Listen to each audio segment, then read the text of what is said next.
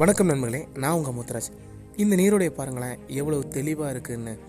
அது எங்கே ஆரம்பிச்சதுன்னு நமக்கு தெரியாது, எங்கே போய் முடிய போகிறதுன்னு நமக்கு தெரியாது.